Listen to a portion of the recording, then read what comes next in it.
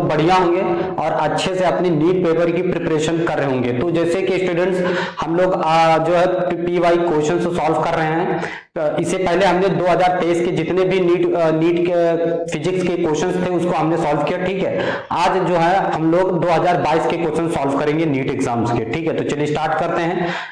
और यहाँ पे क्वेश्चन हमें जो दिया गया है, two resistance 100 ohm and 200 ohm are connected in parallel in an electrical circuit, the ratio of the thermal energy developed in 100 ohm and to that in 200 ohm in a given time is, ठीक है। तो हमें यहाँ पर energy find करनी है, thermal energy. तो देखो यहाँ पे इसको सॉल्व करेंगे तो यहाँ पर पावर इज इक्वल टू क्या होता है, V स्क्वायर अपॉन R, ठीक है।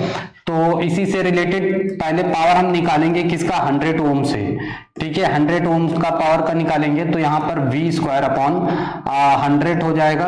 उसके बाद हम जो है 200 के लिए निकालेंगे पावर, 200 ओम रेजिस्टेंस के लिए, तो V स्क्वायर अपॉन 200 हो जाएगा, ठीक है। तो यहाँ पर इन दोनों का हमें रेशियो फाइंड कर लेना है, ठीक। तो P100 upon P200 equals to V square upon 100 upon V square upon 200, ठीक है। अब देखो ये ऊपर चला जाएगा तो ये हो जाएगा हमारा V square into 200 upon V square into 100, ये हो जाएगा। इससे ये कैंसिल होगा और ये कितना आ जाएगा हमारे पास, 2:1, यानी P100 डिवाइडेड रेशियो ये आ जाएगा 2:1, ठीक है। तो हमें 2:1 ये हमारा जो है ऑप्शन करेक्ट हो जाएगा। इसका समझ में आया? तो हमारा जो है ऑप्शन 4। जो अगला क्वेश्चन यहाँ पे दिया गया है नीट 2022 का, ये भी क्वेश्चन है, ठीक है। तो यहाँ पे देखेंगे हमारे पास क्या क्वेश्चन दिया गया है, the ratio of the distance travelled by a freely falling body in the first second third and fourth second, ठीक है।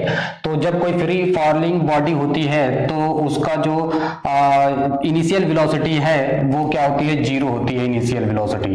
तो ut plus half GT square, ठीक है, ये फॉर्मूला होता है। इसमें u तो 0 हो जाएगा तो s इक्वल टू हाफ क्या आ जाएगा, GT स्क्वायर आ जाएगा, ठीक है।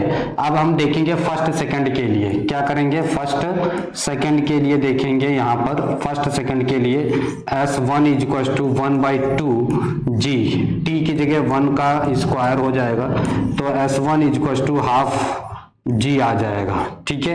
ये इक्वेशन फर्स्ट हो गई। उसके बाद हम देखेंगे सेकंड, ठीक है, सेकंड के लिए, ठीक है। तो यहाँ पर S2 is equal to 1/2 G, 1 का स्क्वायर माइनस 2 का, यहाँ पर कितना आ जाएगा, यहाँ पे हो जाएगा S equal to T equal to 2 second रखेंगे, 2 स्क्वायर माइनस 1 का स्क्वायर, ठीक है। तो ये कितना आ जाएगा, 1/2 G, 4 और 1 3 आ जाएगा ये, ठीक है। उसके बाद ये इक्वेशन हो गई सेकंड। फिर हम देखेंगे थर्ड सेकंड के लिए, थर्ड सेकंड, ठीक है। तो थर्ड सेकंड के लिए यहाँ पर देखेंगे S3 इक्वल टू यहाँ पर कितना हो जाएगा, 1/2 G, ठीक है, और 3 का स्क्वायर माइनस 2 का स्क्वायर, तो यहाँ पे आ जाएगा 1/2 G और 9 में से 4 माइनस हो जाएगा 5 हो जाएगा, ठीक है। इसके बाद हम देखेंगे यहाँ पर फोर्थ सेकंड के लिए, कितने के लिए, फोर्थ सेकंड, ठीक है। तो फोर्थ सेकंड के लिए अगर हम देखते हैं, ठीक है, तो यहाँ पे हो जाएगा S4 is equal to 1/2 G और 3 का ये हो जाएगा हमारे पास 4 का स्क्वायर माइनस 3 का स्क्वायर, ठीक है। तो 1/2 G और ये 16 में से 9 घट जाएगा तो 7 आ जाएगा, ठीक। अब हम देखेंगे इन सभी का रेशियो, 1:2:3 4, ठीक है। अब देखो 1 में कितना आया था, 1 में आया था हाफ G, ठीक है, 1 इंटू रेशियो 2 में कितना आया था, 2 वाले में देखेंगे तो ये 1/2 G 3 हो जाएगा। ये रेशियो 4 वाले में आया था हमारे पास थ्री वाले में आया था 5, 1/2g, और ये हो गया 5 रेशियो 3 हो गया। 4 वाले में आया है ये हाफ g और ये 7। अगर हम इसको सभी को हटाते हैं तो 1:3:5:7। तो ये वाला अगर हमारा देखा जाए रेशियो तो ये करेक्ट हो जाएगा 1:5:7। ठीक है, तो ऐसा हमारे पास ऑप्शन में, ठीक है, तो ऐसा ऑप्शन में हमारा फर्स्ट जो है करेक्ट हो जाता है। ठीक है, फर्स्ट ऑप्शन हमारा जो है करेक्ट हो जाता है। तो चलिए इसको आप लोग नोट कर लीजिए, फिर हम लोग बढ़ते हैं अपने अगले क्वेश्चन की तरफ। ठीक है, यहाँ पे हमारे पास क्या दिया गया है, the peak voltage of the source is equal to √2 times the VRMS value of the AC source, 1/√2 times the VRMS value of the AC source. अब देखो यहाँ पर VRMS वैल्यू क्या होती है, तो VRMS वैल्यू होती है V0/√2। ठीक है, तो यहाँ पर VRMS वैल्यू जो है √2 times the RMS value of the AC source, कितना हो जाएगा, √2 टाइम्स। ठीक है, तो ये इसका आंसर जो है करेक्ट हो जाएगा। तो चलिए इसको नोट कर लीजिए, फिर हम लोग बढ़ते हैं अपने अगले क्वेश्चन की तरफ। ठीक है, दिया गया है क्वेश्चन नंबर 4, ये भी 2024 का 22 का क्वेश्चन आया हुआ है।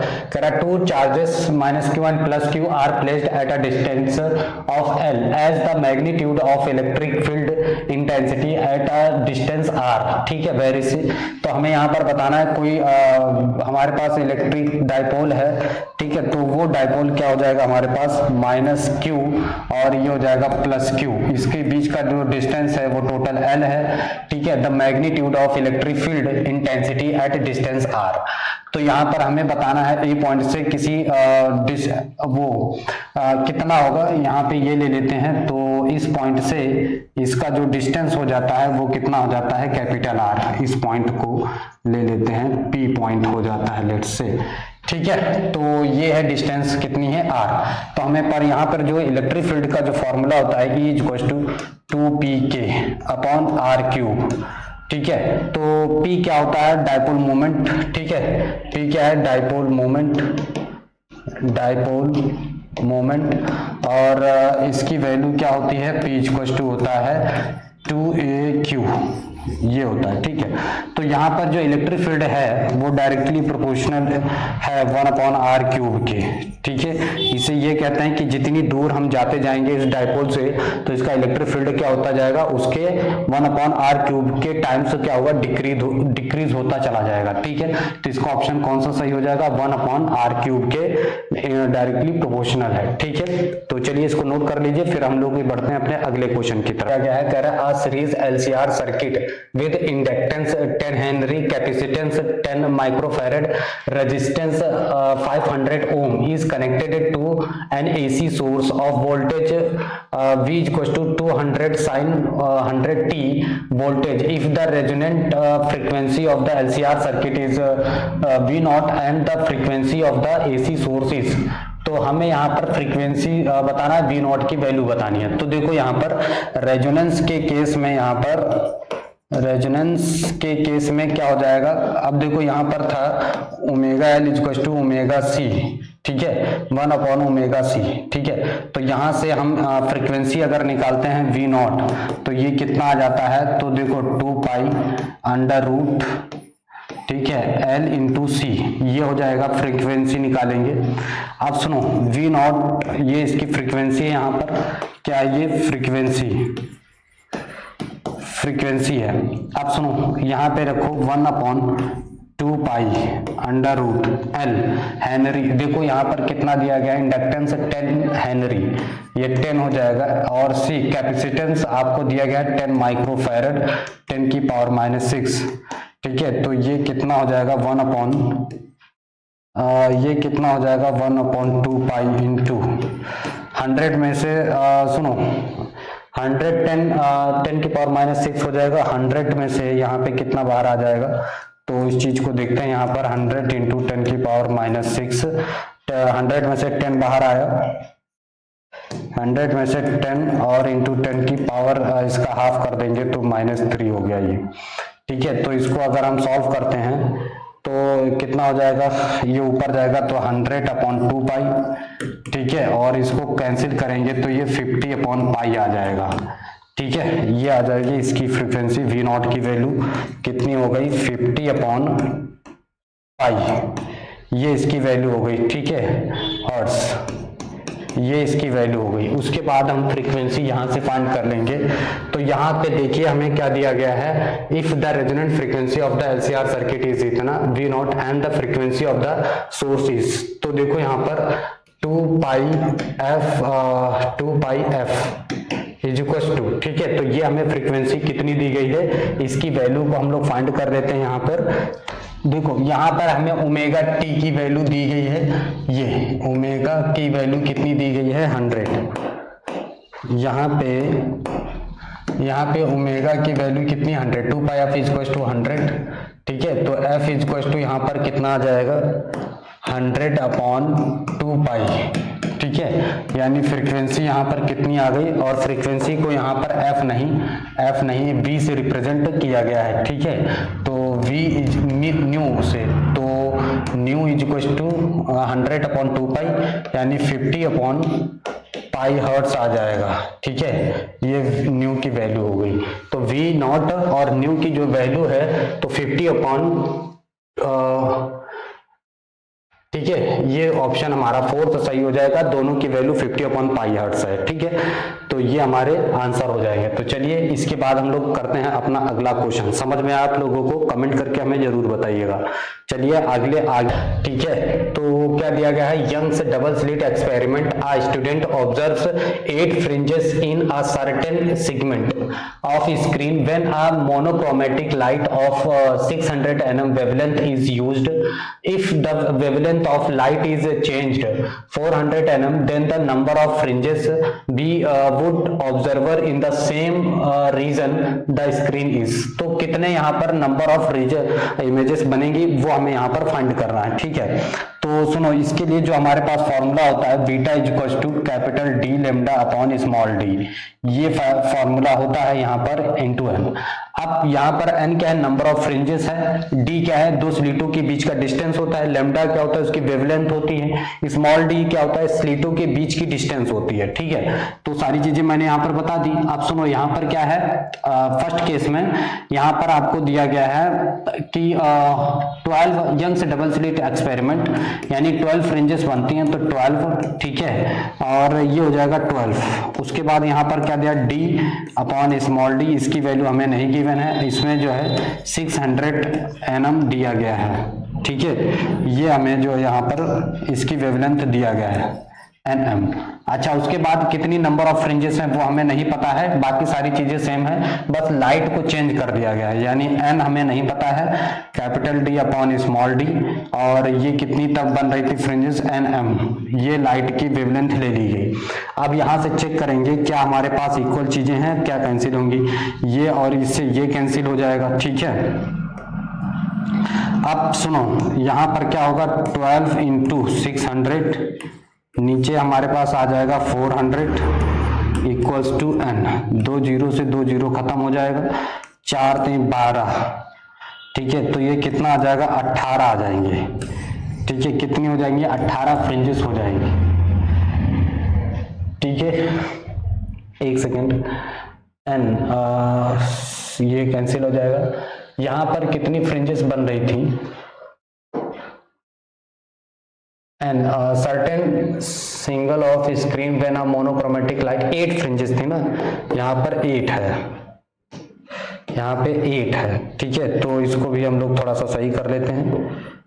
ठीक है, 8 फ्रिंजेस था, तो 0 0 से खत्म, 8 2 जा और 6 2 जा 12 फ्रिंजेस बनेगी। ऑप्शन हमारा जो है यहाँ पर थर्ड वाला सही हो जाएगा, ये इतनी फ्रिंजेस आ जाएंगी। ठीक है, फ्रिंजेस इतनी फ्रिंजेस बनेंगी, 12 फ्रिंजेस बनेंगे। ठीक है, तो चलिए इसको आप दिया गया है, कह रहा 2 objects of mass 10 kg and 20 kg respectively are connected to to the two ends of a rigid rod of length 10 meter with the negligible mass. The distance of the center of mass and the of the system from the 10 kg mass is। ठीक है, तो यहाँ पर देखो हमें क्या दिया गया है कि इस तरह से ये this is Y axis and X axis. एक तो मास यहाँ पे है, ठीक है, तो जिसका पॉइंट कितना हो जाएगा 0,0, यहाँ पे रखा हुआ है 20 kg।